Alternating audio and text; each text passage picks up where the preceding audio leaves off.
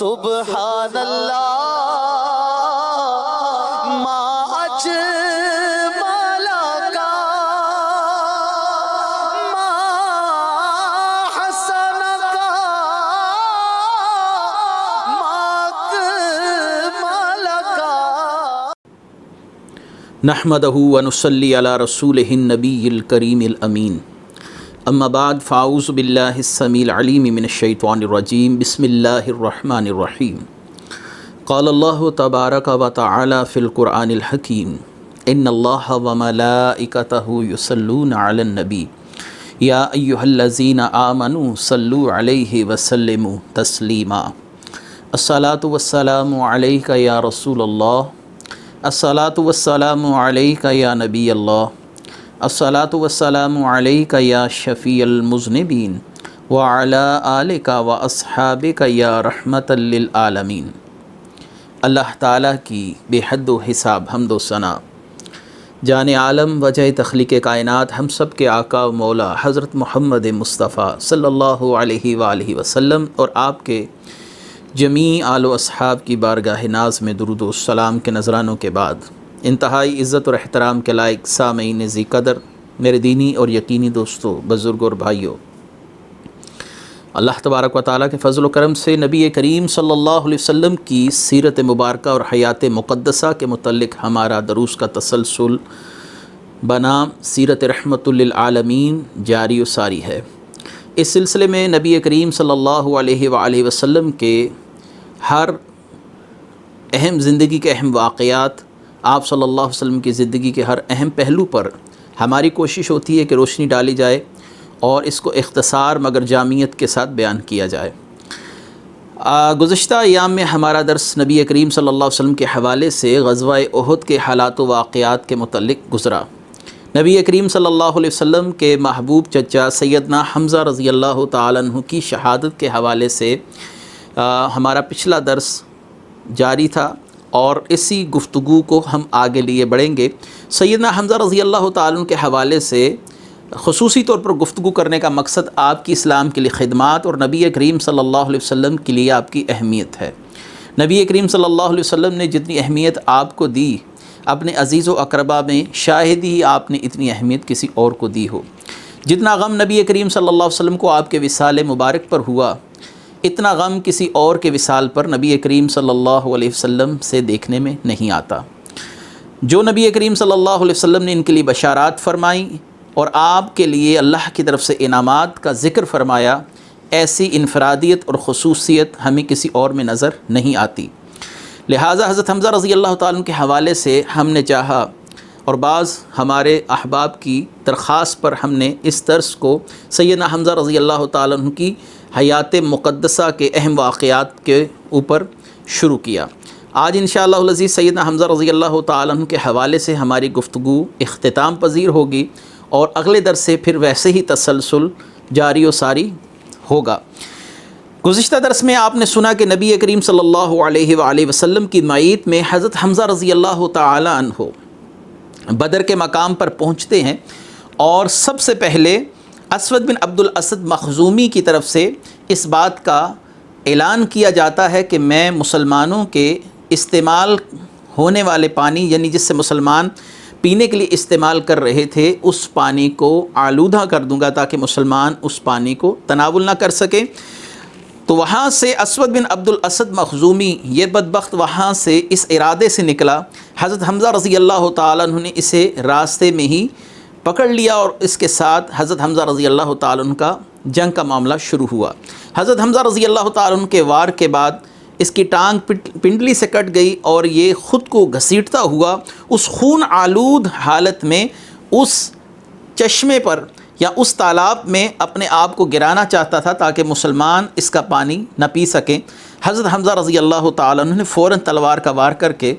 اس کی گردن کو اس کے تن سے جدا کر دیا اور اس کے بعد باقاعدہ جنگ کا افتتاحی معاملہ یا ابتدائی معاملہ شروع ہوا۔ کفار کی طرف سے عتبہ بن ربیعہ، ولید بن عتبہ اور تیسرا شخص شیبہ بن ربیعہ یہ غصے سے اسود بن عبد الاسد مخزومی کے قتل کے بعد چنگھاڑتے ہوئے نکلے اور 3 مجاہدین کو اپنے مقابلے پر آنے کے لیے پکارا۔ تو صحابہ میں حضرت عوف، حضرت معاذ، عبداللہ بن رواحہ، یہ صحابہ کرام جن کا تعلق قبیلہ انصار سے تھا، یعنی انصاری صحابی تھے مدینے کے، یہ 3 ان کے ساتھ مقابلہ کرنے کے لیے جب باہر آئے تو ان تینوں کفار نے ان 3 صحابہ سے یہ کہہ کر مقابلہ کرنے سے انکار کر دیا کہ ہم اپنی برابری کے لوگوں کے ساتھ مقابلہ کرنا پسند کریں گے، قریش میں سے افراد کو ہمارے سامنے بھیجا جائے۔ تو نبی کریم صلی اللہ علیہ وسلم نے اپنے صحابہ میں عبیدہ بن حارث، جن کی اس وقت عمر 80 سال کے لگ بھگ مورخین نے بیان فرمائی ہے، اس کے بعد سیدنا حمزہ بن عبد المطلب، یعنی سیدنا حمزہ اللہ اور اس کے رسول کے شیر، اور جناب سیدنا علی بن ابی طالب رضی اللہ تعالی عنہ، ان کو کفار کے مقابلے میں آنے کا حکم دیا گیا۔ تینوں افراد نے اپنے مد مقابل کو ڈھیر کیا اور خوشی کے ساتھ فاتحانہ انداز سے واپس آئے۔ یہ ضرور ہوا کہ عبیدہ بن حارث کو ایک گہرا زخم لگ گیا اور نبی کریم صلی اللہ علیہ وآلہ وسلم نے حضرت عبیدہ بن حارث کو شہادت کی خوشخبری سنائی۔ پھر واپسی پر غزوہ احد سے واپسی پر مقام روحہ پر سیدنا عبیدہ بن حارث نے وصال پایا۔ حضرت حمزہ رضی اللہ تعالیٰ عنہ اور حضرت علی المرتضیٰ کی طرف سے اس جنگ کے اندر کفار پر جو قہر گرایا گیا، امیہ بن خلف پکار اٹھا کہ یہ وہ شخص ہے، حضرت حمزہ کے لیے اس نے کہا، یہ وہ شخص ہے جس نے ہم پر ہلاکت مسلط کی، ہمارے لیے تباہی کا سامان تیار کیا۔ اور وحشی کے کلام سے بھی یہ بات ثابت ہوتی ہے، یہ وہی وحشی ہیں جو بعد میں اسلام میں داخل ہوئے، اسلام قبول کیا، لیکن وحشی فرماتے ہیں کہ میدان جنگ میں حضرت حمزہ رضی اللہ تعالیٰ عنہ غزوہ بدر میں ایسے تھے کہ جیسے کوئی شیر اپنے دشمنوں پر حملہ آور ہوتا ہے، اور کفار کی صفوں کو آپ نے الٹ پلٹ کے رکھ دیا۔ لا محالہ 70 کفار قتل ہوئے، 70 قیدی بنا لیے گئے، اور نبی کریم صلی اللہ علیہ وآلہ وسلم ان 70 لوگوں کو اپنی قید میں مدینہ شریف میں لے آئے، اور صحابہ سے مشاورت ہوئی کہ کیا ہمیں ان قیدیوں کو جان سے مار دینا چاہیے یا ان کا فدیہ لے کر ان کو چھوڑ دینا چاہیے۔ تو نبی کریم صلی اللہ علیہ وسلم کے اصحاب میں حضرت عمر کی رائے یہ تھی کہ ان لوگوں کو ہمیں قتل کر دینا چاہیے تاکہ مستقبل میں یہ ہمارے لیے کسی خطرے کا پیش خیمہ ثابت نہ ہو سکے، جبکہ حضرت ابو بکر صدیق رضی اللہ تعالیٰ عنہ کی رائے یہ تھی کہ ان 70 لوگوں کو چھوڑ دینا چاہیے، ممکن ہے کہ ان میں سے کچھ افراد کل اسلام قبول کر لیں اور وہ اسلام کے لیے معاون ثابت ہو۔ نبی کریم صلی اللہ علیہ وسلم نے حضرت ابو بکر صدیق رضی اللہ تعالیٰ عنہ کی رائے کو پسند فرمایا۔ بہرحال ان 70 لوگوں کو چھوڑ دیا گیا، اور نبی کریم صلی اللہ علیہ وآلہ وسلم نے اس مقام پر اللہ تعالیٰ کی وحی سے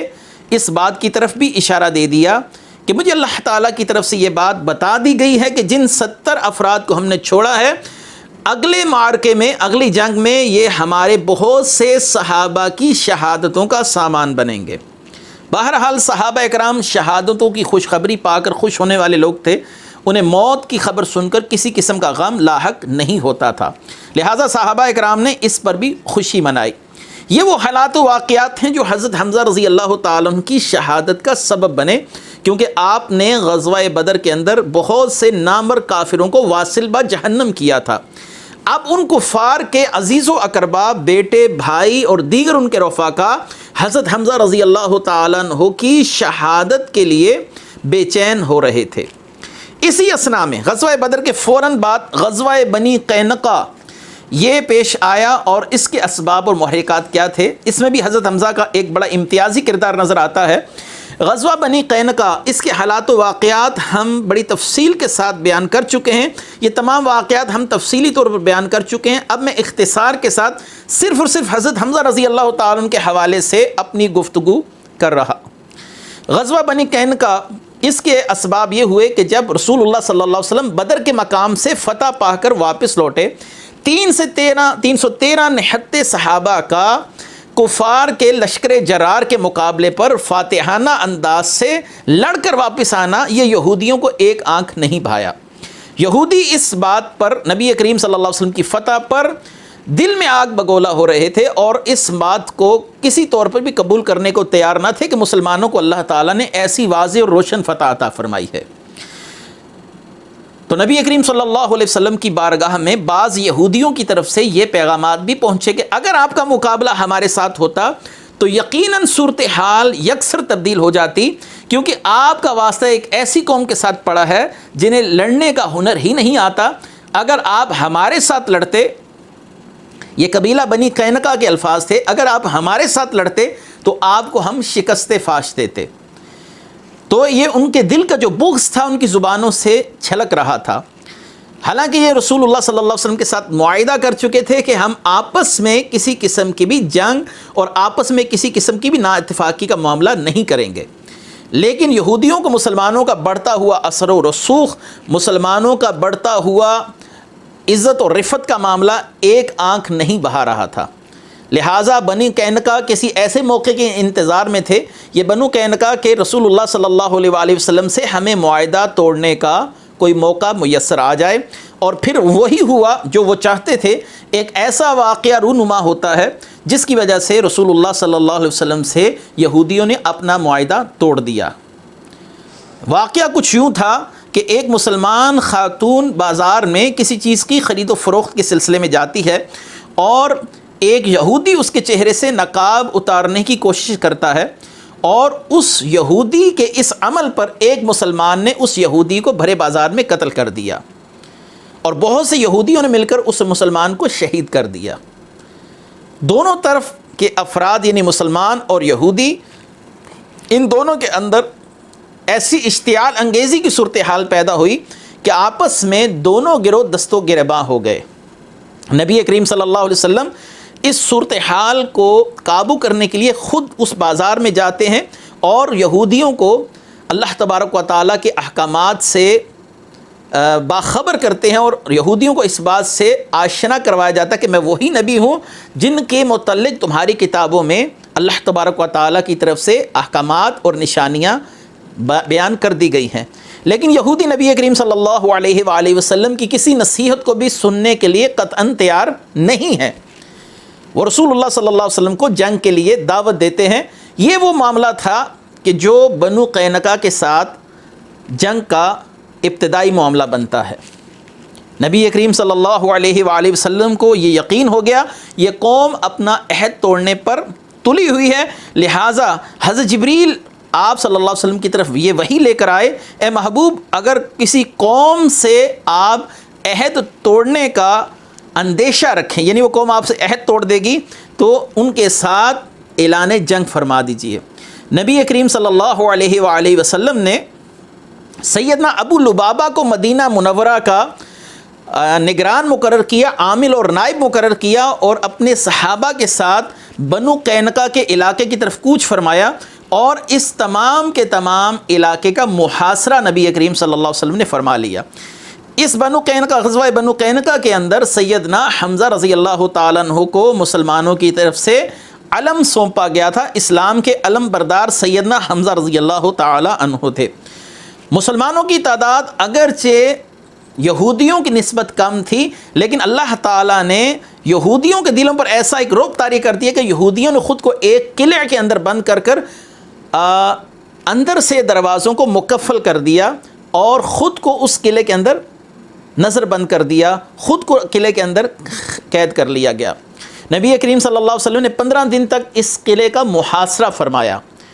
آخر میں یہودیوں نے نبی کریم صلی اللہ علیہ وسلم سے درخواست کی کہ ہمیں چھوڑ دیا جائے، ہم آپ کو اپنا مال و دولت سب دیتے ہیں، آپ صلی اللہ علیہ وآلہ وسلم ہمیں یہاں سے نکل جانے دیں۔ نبی کریم صلی اللہ علیہ وآلہ وسلم نے ان کو مدینہ شریف سے باہر نکال دیا، اور یہ قوم جا کر شام کے علاقے میں آباد ہو گئی،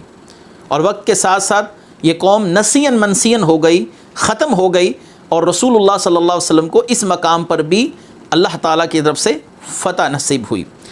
اس مقام پر بھی نبی کریم صلی اللہ علیہ وسلم کے شانہ بشانہ سیدنا حمزہ رضی اللہ تعالیٰ عنہ نظر آتے ہیں۔ مسلمانوں کے علم بردار تھے، جھنڈا تھام کر چلنے والے تھے، اور ہر اول دستے کے سب سے آگے چلنے والے صحابہ میں حضرت حمزہ کا شمار کیا جاتا ہے۔ اب حضرت حمزہ رضی اللہ تعالیٰ عنہ کی شہادت کے واقعات اور غزوہ احد کے محرکات، جب کفار کو میدان بدر کے اندر ہزیمت اور بہت بڑے جانی اور مالی نقصان کا سامنا کرنا پڑا، تو کفار اس جنگ میں شکست کا بدلہ لینے کے لیے ذہنی طور پر خود کو تیار کرتے رہے اور مختلف قبائل سے اس سلسلے میں معاونت اور مدد لی. اور 1 سال کے بعد یعنی غزوہ بدر ہونے کے مکمل 1 سال کے بعد کفار نے نبی کریم صلی اللہ علیہ وسلم کے خلاف ایک بہت بڑی مہم جوئی کرنے کا پروگرام تشکیل دیا، جس کو ہم غزوہ احد کہتے ہیں. غزوہ احد کے اندر اگرچہ مسلمانوں کی تعداد 1000 کے لگ بھگ تھی اور کفار کی تعداد مورخین کے بقول 3000 کے لگ بھگ بتائی جاتی ہے، اور یاد رہے کہ اس کے اندر کفار کی طرف سے بہت بڑی سرمایہ کاری کی گئی تھی، یعنی کثیر اسلحہ اور کثیر جنگی آلات حرب کا استعمال کیا گیا تھا. اس جنگ کے پورے تفصیلی حالات ہم پہلے بیان کر چکے ہیں کہ نبی کریم صلی اللہ علیہ وآلہ وسلم کے ایک حکم کو نہ ماننا مسلمانوں کے لیے ایک بہت بڑے نقصان کا سبب بنا. وہ 50 افراد جن کو رسول اللہ صلی اللہ علیہ وسلم نے غزوہ احد کے موقع پر پہاڑ کی چوٹی پر متعین فرمایا تھا، ان کا رسول اللہ صلی اللہ علیہ وسلم کا حکم ملے بغیر ہی نیچے آ جانا اور مال غنیمت کو اکٹھا کرنا، اور اس کے بعد خالد بن ولید رضی اللہ تعالیٰ عنہ کا مسلمانوں پر پشت کی جانب سے حملہ کرنا اور تیروں کے ساتھ کثیر مسلمانوں کو جانی نقصان دینا، یہ تمام واقعات ہم بڑی ہی تفصیل کے ساتھ بیان کر چکے. لیکن ان تمام واقعات کے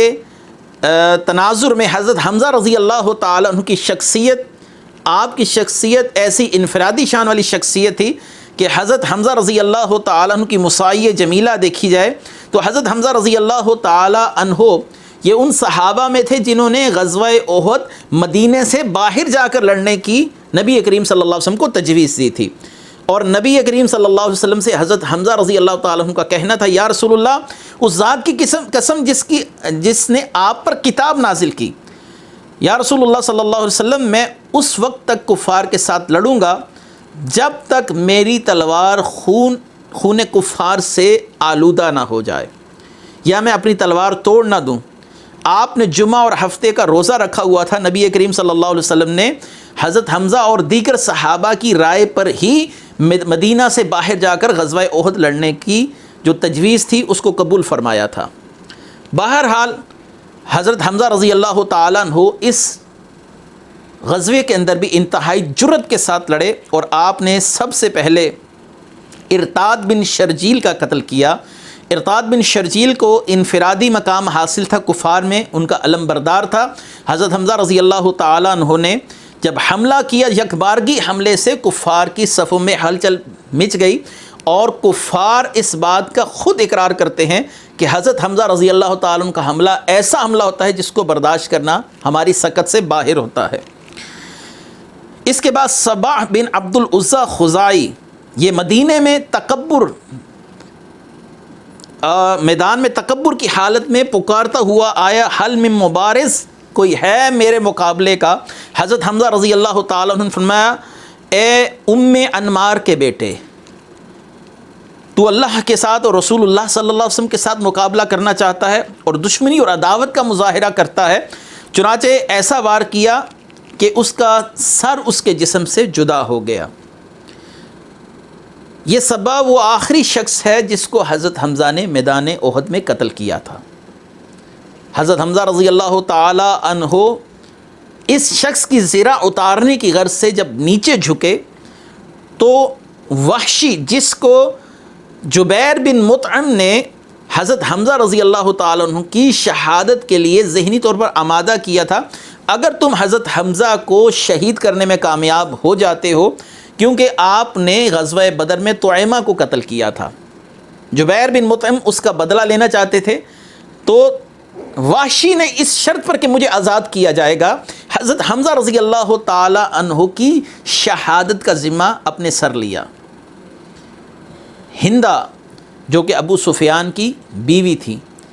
اس نے بھی قسم کھائی تھی کہ اگر حضرت حمزہ شہید ہو گئے تو میں حضرت حمزہ کے جسم کے اعضاء کو کاٹ کر انہیں ایک دھاگے میں پرو کر اپنے گلے میں ڈالوں گی، جیسے کوئی عورت اپنے گلے کو زیور سے آراستہ کرتی ہے.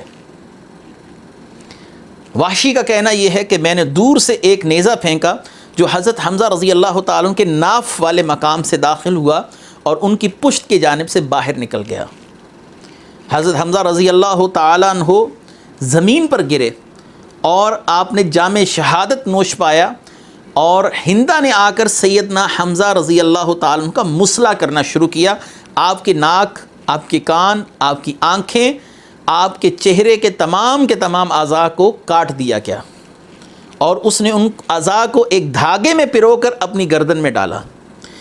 پھر حضرت حمزہ رضی اللہ تعالیٰ عنہ کے سینے مبارک کو چاک کر کر آپ کا کلیجہ باہر نکالا اور اسے اپنے دانتوں سے چبانے کی کوشش کی۔ جناب حافظ ابن عبد البر الاستیاب میں لکھتے ہیں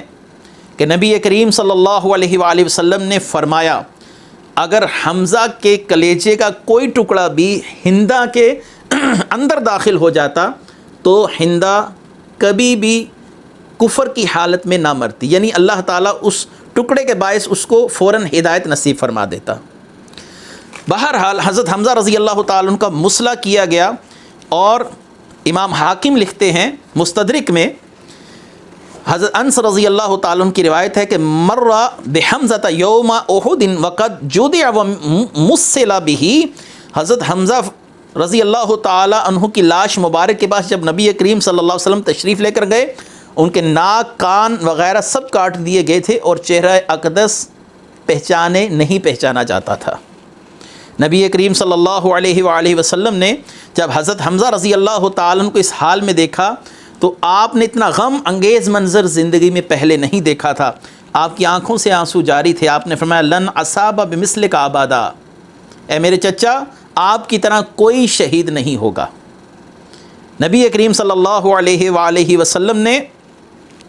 حضرت حمزہ رضی اللہ تعالیٰ عنہ کے لیے مزید کیا ارشاد فرمایا؟ آپ کو اتنا اس کیفیت کے اندر جلال بھی تھا اور دکھ بھی تھا، آپ نے فرمایا کہ اگر اللہ تعالیٰ نے مجھے کفار پر دسترس دی تو میں حضرت حمزہ کے بدلے 70 کافروں کو قتل کروں گا۔ اللہ تعالیٰ نے قرآن کریم فرقان حمید میں نبی کریم صلی اللہ علیہ وآلہ وسلم کو فرمایا، وَإِنْ عَاقَبْتُمْ فَعَاقِبُوا بِمِثْلِ مَا عُوقِبْتُمْ بِهِ، کہ اگر تم سزا دو تو ویسی ہی سزا دو جیسی تمہیں تکلیف پہنچائی گئی ہے۔ یہ جو آپ نے قسم کھائی ہے کہ آپ 70 لوگوں کو ماریں گے، یہ سزا بہت زیادہ ہے۔ اگر حمزہ رضی اللہ تعالیٰ کے ساتھ جو معاملہ کیا گیا، آپ اس کا بدلہ لینا چاہتے ہیں تو صرف اتنا ہی بدلہ لیں جتنا حضرت حمزہ رضی اللہ تعالیٰ کے ساتھ معاملہ کیا گیا۔ ساتھ ہی اللہ نے فرمایا، وَلَئِن صَبَرْتُمْ لَهُوَ خَيْرٌ لِلصَّابِرِينَ، ہاں اگر آپ صبر کریں میرے محبوب تو صبر کرنا اللہ کو سب سے زیادہ محبوب ہے۔ اسی اثناء میں غزوہ احد کے اس مقام پر سیدہ صفیہ نبی کریم صلی اللہ علیہ وسلم کی پھپھی، آپ کی یعنی حضرت حمزہ کی سگی بہن جب تشریف لاتی ہیں تو نبی کریم صلی اللہ علیہ وسلم نے حضرت زبیر بن عوام کو حضرت حمزہ رضی اللہ تعالیٰ عنہ کی میت مبارک یا جسد مبارک کے پاس آنے سے اپنی والدہ کو روکنے کو کہا۔ زبیر بن عوام نے اپنی والدہ سیدہ صفیہ کو حضرت حمزہ رضی اللہ تعالیٰ عنہ کے پاس آنے سے روک دیا کہ حضرت حمزہ اس حال میں نہیں کہ آپ ان کو دیکھ سکیں، لیکن حضرت سیدہ صفیہ نے فرمایا، لَأَصْبِرَنَّ وَاحْتَسِبَنَّ إِن شاء اللہ، میں اس مصیبت پر صبر کروں گی اور اللہ سے ثواب کی امید رکھتی ہوں۔ جب حضرت حمزہ رضی اللہ تعالیٰ عنہ کی شہادت ہوئی تو حضرت حمزہ رضی اللہ تعالیٰ عنہ کی شہادت کے موقع پر حضرت جبریل کو اللہ تعالیٰ نے آسمانوں سے نازل فرمایا، اور حضرت جبریل نے نبی کریم صلی اللہ علیہ وسلم کو آ کر اس بات کی خوشخبری سنائی، فَأَخْبَرَنِي أَنَّ حَمْزَةَ مَكْتُوبٌ فِي أَحْلِ السَّمَاوَاتِ حَمْزَةُ بْنُ عَبْدِ الْمُطَّلِبِ أَسَدُ اللَّهِ وَأَسَدُ رَسُولِهِ، کہ جبریل فرماتے ہیں کہ اللہ تعالیٰ فرماتے ہیں کہ آسمانوں پر حضرت حمزہ رضی اللہ تعالیٰ عنہ کو اللہ اور اس کے رسول کے شعر کے نام سے یاد کیا جاتا ہے۔ حضرت حمزہ وہ صحابی ہیں کہ حضرت عبداللہ بن عباس فرماتے ہیں کہ نبی کریم صلی اللہ علیہ وسلم نے فرمایا، قتل حمزہ بن عبد المطلب غسلتہ الملائکۃ، حضرت حمزہ جب شہید کیے گئے تو انہیں فرشتوں نے غسل دیا، یعنی دو صحابہ غسیل الملائکہ ہیں، حضرت حنظلہ اور جناب سیدنا حمزہ رضی اللہ تعالیٰ عنہ۔ نبی کریم صلی اللہ علیہ وآلہ وسلم نے حضرت حمزہ رضی اللہ تعالیٰ عنہ کی جب نماز جنازہ پڑھی تو حدیث مبارک ہے طبقات ابن سعد میں کہ حضرت حمزہ رضی اللہ تعالیٰ عنہ کے لیے نبی کریم صلی اللہ علیہ وسلم نے 70 مرتبہ تکبیرات اللہ اکبر فرمائی۔ فصلی علیہ وعلی شہید حتی صلی علیہ 70 مرتن، 70 بار تکبیرات نبی کریم صلی اللہ علیہ وسلم نے حضرت حمزہ پر فرمائی۔ اور جب حضرت حمزہ کی تدفین ہو رہی تھی تو نبی کریم صلی اللہ علیہ وسلم ان کی قبر کے سرحانے کی طرف کھڑے تھے اور آپ کے آنسو جاری تھے، اور آپ اس حال میں تھے کہ آپ پر غم بہت زیادہ غالب تھا۔ حضرت حمزہ رضی اللہ تعالیٰ عنہ کو قبر میں اتار دیا گیا، اور جب نبی کریم صلی اللہ علیہ وسلم مدینہ شریف واپس تشریف لا رہے تھے تو آپ صلی اللہ علیہ وسلم جس قبیلے کے پاس سے گزرتے اور وہ لوگ اپنے شہداء کو روتے تو آپ صلی اللہ علیہ وسلم فرمایا لکن حمزہ لا بواقی لہ، تم میں کوئی عورت نہیں ہے جو حمزہ کے لیے روئے۔ تو نبی کریم صلی اللہ علیہ وآلہ وسلم کے اس حکم پر بعض صحابیات نے حضرت حمزہ رضی اللہ تعالیٰ عنہ کے لیے رونا شروع کیا، آنسو بہانا شروع کیا، تو آپ صلی اللہ علیہ وسلم نے فرمایا رضی اللہ عنکنا وعن اولادکنا، اللہ تعالیٰ تم سے بھی راضی ہو اور تمہاری اولاد سے بھی راضی ہو کہ تم نے حمزہ کے لیے 2 آنسو بہائے۔ نبی کریم صلی اللہ علیہ وآلہ وسلم جب واپس تشریف لا رہے تھے تو حضرت حمزہ رضی اللہ تعالیٰ عنہ کی صاحبزادی جناب سیدہ فاطمہ، ان کا نام بھی فاطمہ تھا، یہ نبی کریم صلی اللہ علیہ وسلم کا استقبال کرنے کے لیے جب باہر نکلیں تو لشکر اسلام کو دیکھ کر ہر شخص سے اپنے والد کا پتہ پوچھتی تھیں۔ جناب ابو بکر صدیق سے پوچھا کہ میرے والد حمزہ رضی اللہ تعالیٰ عنہ کہاں ہیں؟ آپ نے فرمایا ابھی رسول اللہ صلی اللہ علیہ وآلہ وسلم تشریف لاتے ہیں اور وہ آپ کو اس بات کی خبر دیں گے کہ حضرت حمزہ رضی اللہ تعالیٰ عنہ کہاں ہیں۔ جب نبی کریم صلی اللہ علیہ وآلہ وسلم تشریف لائے، علامہ شیخ محقق عبدالحق محدث دہلوی رحمۃ اللہ علیہ نے مدارج النبوت میں لکھا، انہوں نے پوچھا کہ میرے والد کہاں پر ہیں؟ تو نبی کریم صلی اللہ علیہ وسلم نے فرمایا میں تمہارا والد ہوں۔ تو حضرت حمزہ رضی اللہ تعالیٰ عنہ کی صاحبزادی فرمانے لگیں مجھے آپ کے اس جملے سے اپنے والد کی شہادت کی بو آتی ہے، میں اپنے والد کی شہادت پر صبر کرتی ہوں۔ نبی کریم صلی اللہ علیہ وآلہ وسلم سے دوسرا سوال ان کا یہ تھا کہ میرے والد کی میت کہاں ہے؟ تو آپ صلی اللہ علیہ وسلم نے فرمایا اگر وہ تمہارے سامنے ہوتی تو تمہارا دل اسے دیکھ کر برداشت نہ کر سکتا۔ اس کے بعد کے حالات یہی رہے کہ نبی کریم صلی اللہ علیہ وسلم کی بارگاہ میں جناب وحشی تشریف لائے، آپ نے اسلام بھی قبول کر لیا، لیکن نبی کریم صلی اللہ علیہ وسلم کو اپنے چچا سے اتنی محبت تھی، آپ نے فرمایا فَهَلْ تَسْتَطِيعُ أَن تُغِيبَ وَجْهَكَ عَنِّي، وحشی میرے سامنے سے اپنا چہرہ غائب کر دو، میں جب تمہیں دیکھتا ہوں مجھے اپنے چچا یاد آتے ہیں۔ حضرت وحشی اگرچہ صحابی ہیں لیکن نبی کریم صلی اللہ علیہ وسلم کے سامنے تشریف نہیں لاتے تھے۔ ہم صحابہ کی عزت کرتے ہیں اور ہم صحابہ کو نسبت رسول کی وجہ سے عزت دیتے ہیں۔ حضرت حمزہ رضی اللہ تعالیٰ عنہ کی قبر اسی مقام پر بنائی گئی، اور مورخین، اہل علم، اولیاء کرام اس بات پر متفق ہیں کہ حضرت حمزہ رضی اللہ تعالیٰ عنہ کی قبر سے خوشبو مہکتی ہے۔